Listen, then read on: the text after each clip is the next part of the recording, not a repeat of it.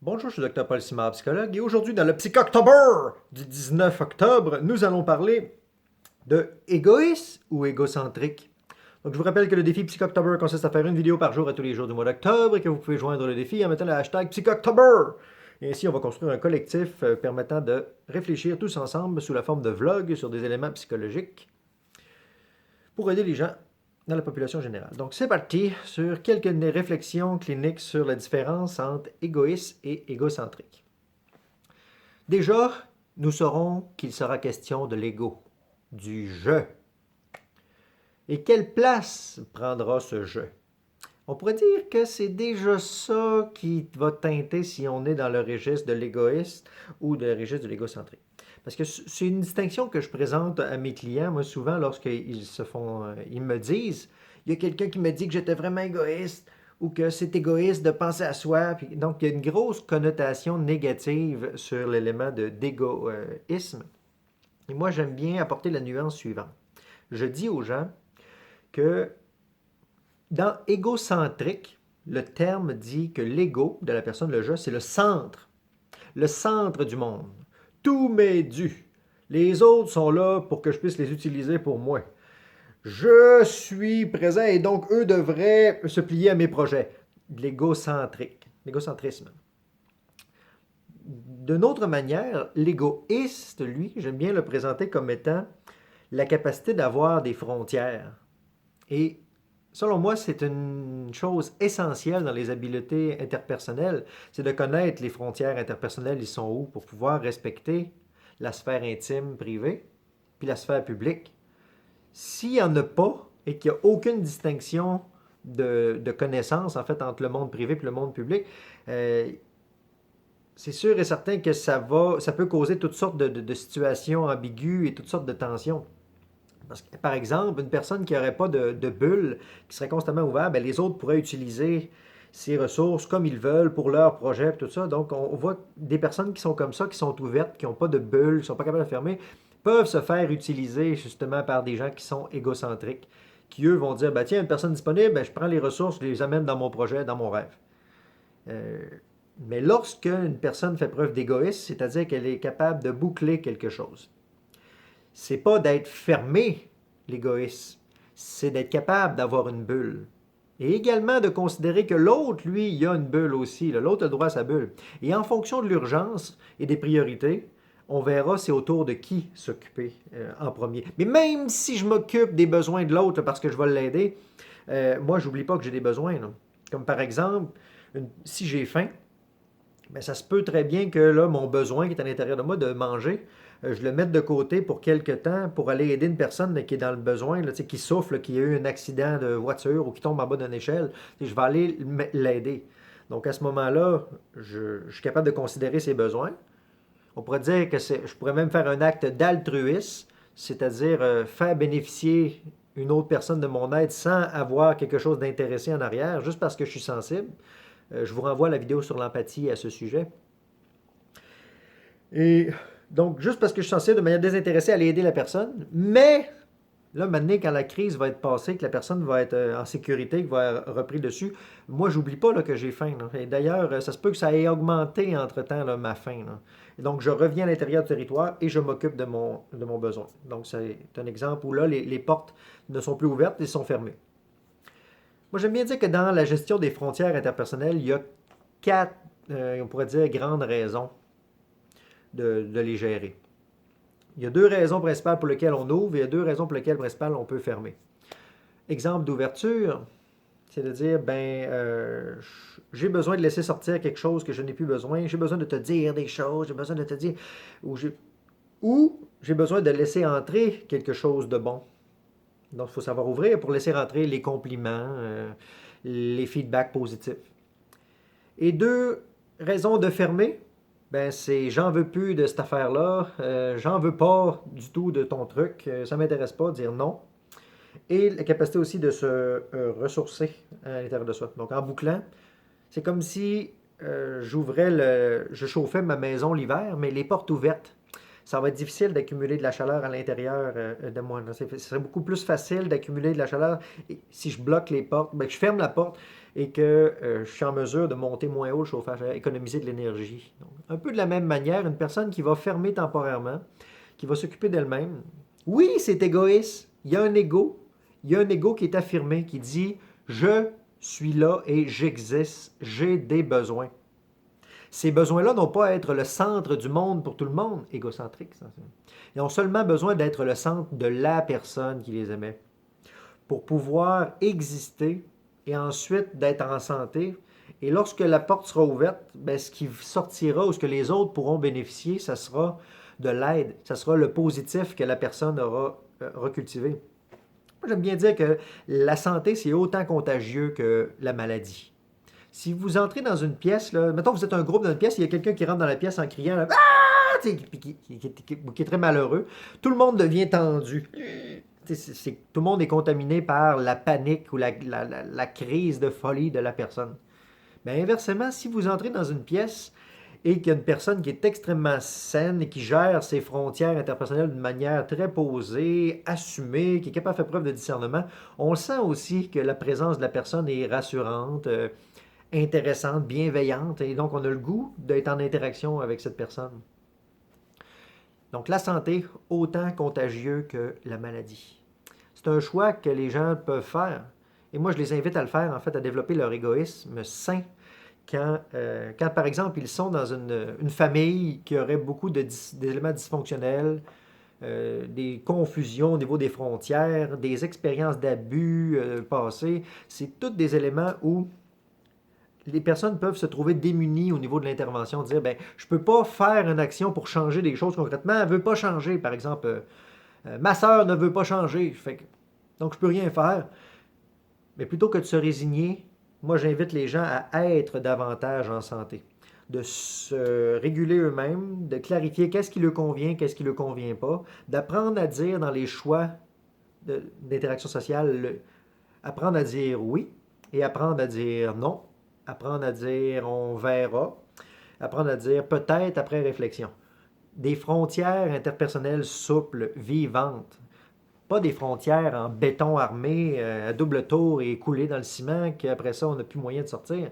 Non, non, quelque chose de vivant, de souple. Donc, c'était les principaux points que j'utilise pour différencier égoïsme et égocentrique.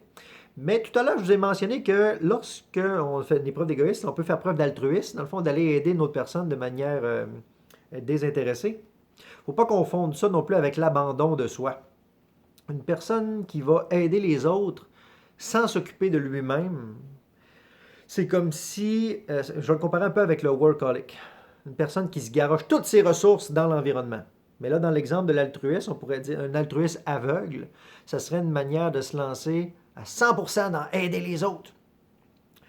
Un jour ou l'autre, veut pas, la personne elle va crasher parce qu'elle n'est pas en mesure de substanter quelque chose d'essentiel, de vital. Donc, tout est pour l'autre! Ça ne peut que condamner à un échec ou à une espèce de déséquilibrement ou un épuisement. Tout comme le workaholic va épuiser s'il investit 100% là. Il arrive un peu la même chose si on se sent à 100% vers l'intérieur, comme par exemple une personne qui va dans un temple pour méditer pendant 4 ans. C'est sûr et certain que c'est tout là, centré vers l'intérieur, elle a bien beau être en hyper paix là. Tous les projets, ça va sacrer le camp. La maison va tomber en faillite, la saisie de la banque. En tout cas, bref, toutes les choses chères, les personnes aimées vont s'en aller. Là. Puis je valorise beaucoup dans une saine gestion des frontières, moi, d'avoir la capacité de réguler ici et réguler là. Vous commencez à me comprendre que je le fais dans plusieurs vidéos, ce petit signe-là, pour dire d'équilibre, en fait. Un équilibre dynamique qui est constamment en train de se renouveler en fonction de la réalité. La réalité environnementale, puis la réalité interine, psychologique. Et biologique, bien sûr, on va faire ça par un vecteur. Donc, c'est bien l'altruisme, mais un altruisme qui va être habité par une personne sera beaucoup plus sécuritaire. D'ailleurs, connaissez-vous la première règle dans le secourisme, les cours de secourisme? C'est ne pas créer plus de danger pour soi-même. Donc, en voulant aider une autre personne, en faisant preuve d'altruisme, ne pas créer du danger pour soi-même. Donc, garder une espèce de modération ici interne pour vérifier, est-ce que j'ai les besoins, les ressources, moi, pour aider la personne? Est-ce que je suis la bonne personne pour l'aider? est-ce que c'est dangereux que je me blesse moi aussi? Donc, première règle essentielle du secourisme. Ça ne veut pas dire d'être dans l'inaction. Ça veut simplement dire de faire une évaluation de la réalité. On ne va pas se priver d'aider un enfant qui se fait frapper par une voiture parce que, ah non, mais peut-être que cet enfant-là, le parent n'est pas d'accord pour que je l'aide. Non, on s'en fout. On va aider l'enfant qui est vulnérable. Et là, on y va. Mais il faut checker d'abord si moi-même, genre, si je crée du danger pour moi, est-ce qu'il y a une explosion, là, est-ce en feu, ça? Puis essayer d'aller aider avec ça. Bien sûr, il y a une certaine tolérance, là, on pourrait dire, à la prise de risque. Et d'ailleurs, au Québec, je pense qu'il y a des médailles de la bravoure qui sont discernées à chaque année, deux fois par année, je crois, pour les gens qui ont fait des actes de bravoure puis qui ont pu aller aider des personnes alors au péril de leur sécurité personnelle.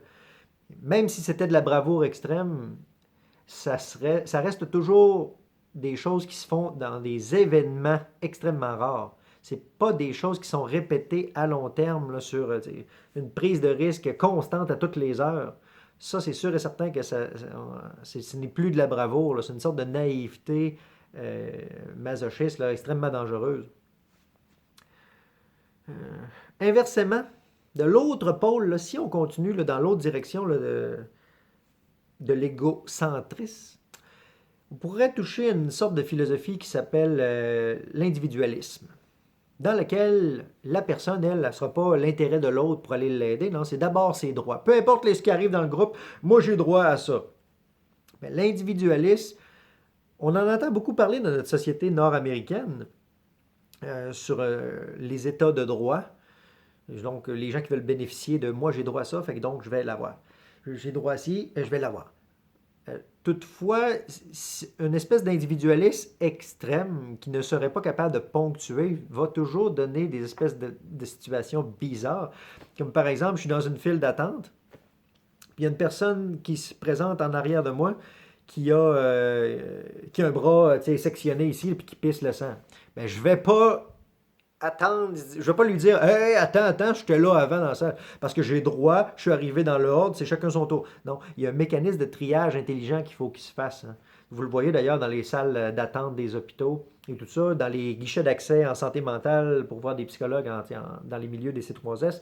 Ils ont tous des mécanismes de régulation qui sont faits pour faire preuve d'intelligence, pour classer les demandes en ordre de priorité.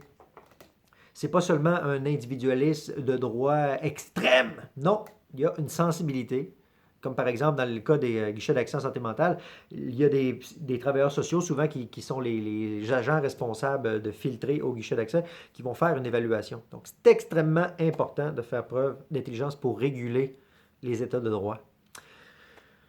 Donc, moi ce que je valorise beaucoup, c'est ce qu'on appelle une éthique de la réciprocité. L'éthique de la réciprocité, c'est de dire, c'est les valeurs, dans le fond, les éthiques, c'est de dire que traiter les autres comme je voudrais qu'ils me traitent, ne pas faire aux autres ce que je voudrais pas qu'ils me fassent. S'il y a de la place pour l'autre à l'intérieur de moi, ben mes actions que je veux faire, quelque part, je les fais pour moi. Donc, c'est une manière de s'avancer dans l'environnement tout en prenant soin de soi-même. Et c'est peut-être ça un véritable altruisme équilibré, on pourrait dire. C'est réciproque. Je vais le faire parce que moi aussi j'en veux. Ça implique à quelque part de ne pas seulement être fort d'en faire, mais également de connaître ses besoins, connaître ses vulnérabilités. S'avancer, mais savoir aussi arrêter. Regarder dans le monde privé de la personne. Un des gros ennemis, en fait, de l'égoïsme sain, c'est la culpabilité. La culpabilité extrême là, qui envoie les personnes à essayer d'être altruiste de manière aveugle pour l'autre en disant ah mais je veux pas que l'autre vive telle chose, ah mais je veux pas y faire de mal, je voudrais pas qu'il soit choqué et tout ça. Donc une culpabilité tellement prenante, tellement souffrante que même si elle se veut une volonté d'aider l'autre personne, à quelque part c'est une aide qui est enfiroipée et entremêlée de souffrance de la personne. Parce qu'une véritable altruisme qui serait basée sur un état une éthique de réciprocité ne serait pas basée sur une souffrance interne, serait basée sur un équilibre interne. Donc, je t'offre ce que j'ai. Je suis ça, puis c'est pas des avoirs, Je t'offre ce que je suis, c'est l'être, les qualités d'être. Si je suis en sécurité, je vais aider l'autre à être en sécurité. Et ça, c'est toutes des choses que les gens peuvent apprendre. Je me fais parfois dire, ouais, mais j'ai jamais fait ça. Ah, mais je sais pas comment ça marche. Ouais, mais c'est compliqué. Mais en fait, c'est extrêmement simple. La gestion des frontières interpersonnelles, c'est super simple. Ce qui est compliqué, c'est les problèmes et la maladie, en fait, puis la souffrance. Mais dès qu'on peut se surprendre, oups, ah, je suis encore en train de souffrir ou d'avoir mal. Ben voyons, on remet les pieds dans le moment présent et on peut commencer à réguler les frontières de manière saine. Donc moi, parfois, je donne les gens qui se sentent extrêmement coupables, là, puis qui se font du mal à eux-mêmes alors qu'ils sont en train d'aider les autres, puis qui s'en veulent de ne pas se saigner les veines jusqu'à 100% pour l'autre.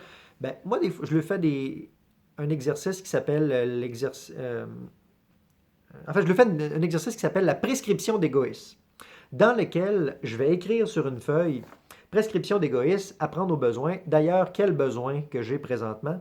Donc, c'est une invitation à la personne à... regarde. Et je demande à la personne, lorsque je leur remets la feuille, de ne pas plier la feuille, de l'afficher quelque part. Comme, par exemple, l'afficher sur un frigo, l'afficher sur un mur, d'un casier, tout ça, mais de ne pas plier la feuille que je leur donne. Et ça, c'est difficile parce que aussitôt que j'aurai remis la feuille à la personne qu'elle l'a en main, il y a des personnes qui font ça comme ça. Que je leur dis non, non, non, non. Si vous voulez qu'elle fonctionne, la prescription d'égoïsme, il faut que vous appreniez à prendre de la place. Mais prendre de la place, ça peut être dérangeant parfois. Mais à quelque part, ça représente le fait que vous aussi, vous devez exister quand vous êtes en interaction interpersonnelle. Et c'est un gros défi, ça, d'apprendre à exister soi aussi, lorsque les personnes sont habituées de s'abandonner eux-mêmes, de négliger le besoin d'endurer beaucoup de souffrance, ou même ceux qui se font carrément du mal en se traitant de toutes sortes de noms, en endurant des années de temps dans un état d'anxiété épouvantable. Donc, vous voyez comprendre le principe de ça. Moi, la prescription d'égoïsme, en fait, c'est une chose qui m'est venue spontanément un jour lorsque je traitais de ces thèmes-là. Ça fait plusieurs années, en fait, que je l'utilise avec des clients, la prescription d'égoïsme. Et je dois dire que j'ai eu beaucoup de beaux feedbacks. Et d'ailleurs, l'avantage d'avoir une prescription, c'est que ça touche l'imaginaire des médical, là, les médecins qui font des prescriptions, puis les gens qui acceptent de suivre le traitement médical en prenant la pilule. Mais là, maintenant, ils ont une prescription d'égoïsme. Puis ils peuvent expliquer, puis je marque aussi sur la prescription, que ce n'est pas une prescription d'égocentrisme. Hein? Non, non, je marque pas égoïsme. Apprendre aux besoins. Quels sont-ils, les besoins d'ailleurs? Je vais aller vérifier. J'ai soif. Gentillesse. J'aurais très bien pu finir la vidéo sans boire d'eau et identifier que j'avais soif. Mais pourquoi endurer? C'était accessible, c'était juste à côté. Et je me sens tout de suite plus disponible. Donc, à travers des petits gestes comme ça, en prenant soin de notre corps, ensuite, ça facilite beaucoup les choses pour prendre soin des émotions, prendre soin de l'état mental. Donc, vous, j'aimerais savoir en commentaire comment résonnent pour vous ces deux distinctions-là de notions entre l'égoïsme, qui selon moi est sain, des saines frontières, qui savent ouvrir, qui savent fermer, qui savent considérer l'autre, qui savent faire considérer ça, et l'égocentrisme, de tout m'est dû, tout est pour moi, les autres sont là pour que je les utilise. J'ai des droits. Et donc, je serais bien curieux de connaître la distinction que vous faites. Et si vous voulez me donner du feedback là-dessus, je serais très preneur. Merci beaucoup pour les clics j'aime, pour les partages et pour tous les commentaires que je reçois. La série Psychoctober est en train de rejoindre des gens d'une quantité que j'aurais même pas cru possible que ça rejoigne présentement. Ça me touche beaucoup qu'il y ait des gens qui puissent commencer à amorcer un processus de réflexion sur leur propre souffrance grâce à ces vidéos-là, qui se veulent juste une initiative, un défi personnel pour que moi-même, je me mesure face à mon propre champ d'expérience. Et donc, c'était le Dr Paul Simard, psychologue, et on se voit demain pour le prochain vidéo du Psychoctober. Et vous pouvez me suggérer des thèmes à traiter pour la vidéo de demain.